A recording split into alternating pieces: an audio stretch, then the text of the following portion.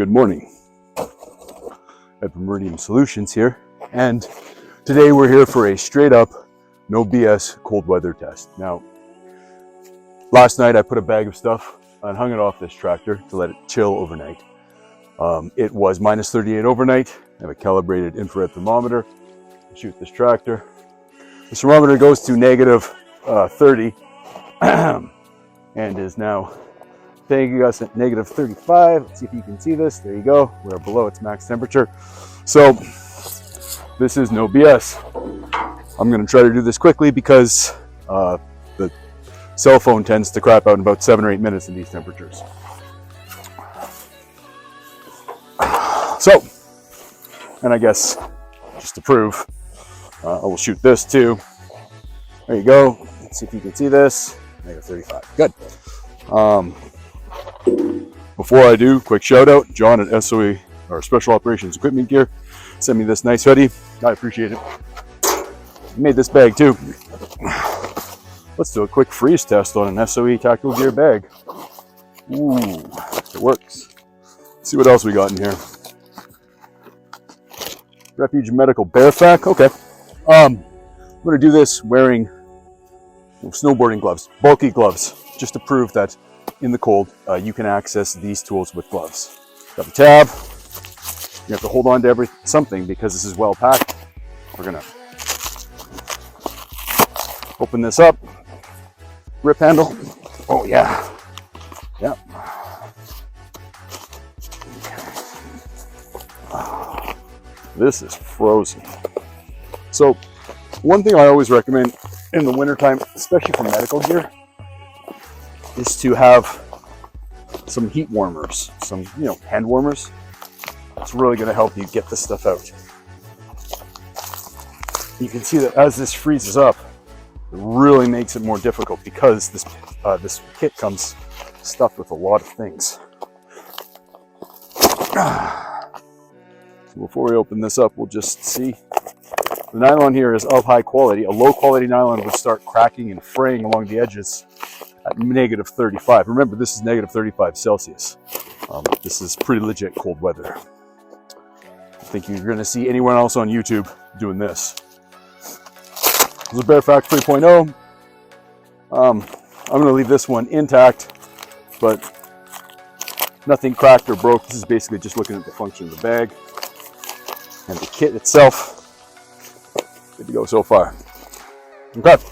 Hand warmers I'm talking about are these, and they shouldn't be, these aren't a primary heating source, but what they can do is start to provide additional heat to start thawing out some items. So if you need to use like a chest seal in temperatures like this or anything that had an adhesive on it, you're going to want to warm it up a little bit, closer to sort of -10, -20 before it's going to be really effective. So this will start, this is a stopgap measure at best, but it's a good start. What else do I have in here? This is KGW, Kentuckiana Gunworks gun oil, and at -35 Celsius, it is still got some viscosity, which is pretty nice. It's still moving around in there. At these temperatures, I prefer to switch over to a grease for my firearms, and their grease goes to -40.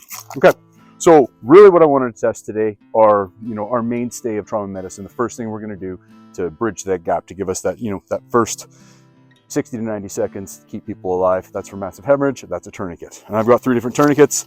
I've got the CAT Gen 7, current generation 5 soft T, and a TMT, tactical mechanical tourniquet. Okay, so let's see how effective these are. And this is a good test because with these gloves, it makes everything more difficult. Today, we're going to go around large limbs. Tourniquets tend to work really well on small limbs, like arms, and they tend to work less well on larger limbs. Good test. Remember, if we're going to go ahead and do something on the legs, we need to clear the pockets. And just for context, -35. If I've got a bleeding limb, I'm probably not taking my gloves off to do that, because then my hands are going to get wet, and that liquid, even if it's blood, is going to start freezing very quickly in these temperatures. So with gloves on, we're still able to very quickly Wrap this tourniquet on, high and tight. Okay, remember we're at minus 35, so if it's gonna fail, this would be the time. Okay. Like tail all the way in. Time tab's tough to get to with this glove. Okay, so far so good. The soft T, one of its advantages is that it has a metal windlass. That's a disadvantage most times. Right now, that might be a disadvantage. A metal windlass means you have to wear gloves, otherwise, especially if you have wet hands, come in contact with the metal, you might end up leaving a little bit of your skin on there and make things worse. One of the beautiful things about this tourniquet is rather than having to unthread it, I can just unclip it, and that's pretty nice. So I'm gonna put this all on the same limb. We're gonna assume that our first tourniquet wasn't completely successful. We still have bleeding down here. Let's put a second tourniquet on. You know, in the literature for tactical medicine, they say the ideal tourniquet would be 4 inches wide. And the reason that that would be ideal is because it would allow you to get the pressure that you need down deep into the limb and distribute it wide across the outside of the limb, which means you can drive it down deep without doing the damage to the nerves. Oh yeah, that one's on. Oh. Okay. This is kind of a pain in the ass because I have no way to really easily sort of put it away, but it's really nice because unlike our friend Mr. Cat Gen 7, it's not going to just be used to, it won't grab itself and pull itself off. It's effectively just in there. So I'm just going to tuck it underneath this other tourniquet. Okay, all right.